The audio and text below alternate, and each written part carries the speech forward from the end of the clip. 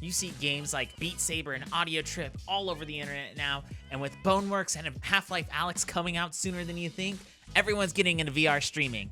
I'm here to show you how to do it right.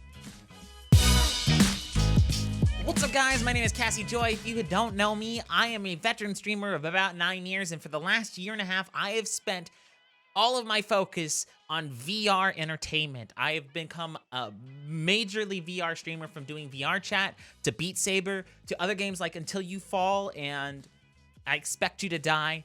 And I would like to say that I'm pretty well versed on how to set up your stream and your OBS setup correctly in order to get the best VR streaming experience for you and your viewers.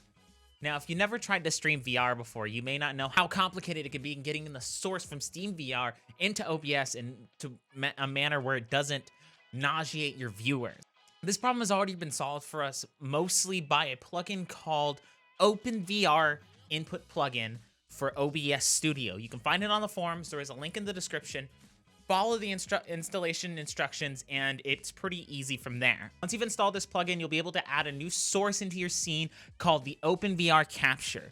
This will allow you to capture the feed directly off your headset and crop it and de-warp it correctly so that you're not getting this weird half-circular view of only one of your eyes. Now, a lot of games in 2019 going into 2020 have proper desktop display mirrors of their games, so you can just capture your desktop display and that will be it, and that's all you'll have to worry about. But some older VR games and some VR port titles coming from the PSVR and Oculus in particular do an old school style of display that displays the game in the game capture as the two separate eyes. This is considered wrong in 2019, but some games still do it, so this workaround is necessary. And doing this method, rather than just game capturing, will allow you to show off your Steam VR interface, your Steam VR home, and just allow chat to see themselves and all those sorts of things. We're gonna go over how you see chat here in just in a minute. Now that we've installed the plugin and are using it, you're gonna wanna be able to see chat while you're playing in VR. It's immersion breaking and frustrating for you as a streamer to have to lift your headset up every 5 minutes and go walk over to your computer to look at your chat, or to open up your Steam VR menu and look at your desktop where you could barely see it, you gotta squint, you can't see anything. It's just difficult to do. So we're gonna go buy a software. This software is paid for, but it is worth every dime if you plan on investing time into streaming VR, and it is called OVR Toolkit. This will allow you to bring in your desktop menus, your desktop windows and captures into VR and place them onto one of your hands or floating in space, really anywhere you want, and you can have multiple captures inside of Toolkit.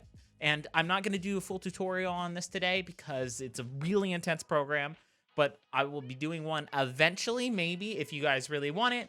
But otherwise, it's pretty intuitive to set up. There's an in-software instruction manual on how to get everything started when you first open up the software. It's about $15 on Steam, and I highly recommend it. Another extension you may not know about, but you'll probably need in your time in VR, is OpenVR Advanced Settings.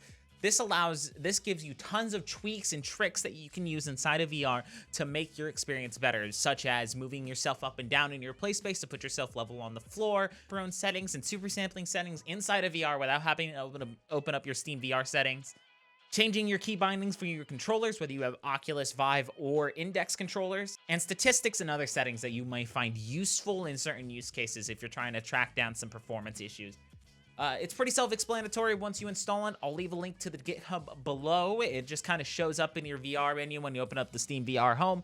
This was a pretty short video. There wasn't a lot to talk about, but it's a couple things that when I had gotten into VR streaming, I wish somebody had told me all this, because it spent me months of floundering about and figuring out what software was right to use and how to properly capture my games. If you enjoyed this video, be sure to leave a like, comment below if you want to see some more VR stuff, more VR tutorials, or anything else, really. Be sure to follow me on Twitch, twitch.tv/Cassie_Joy.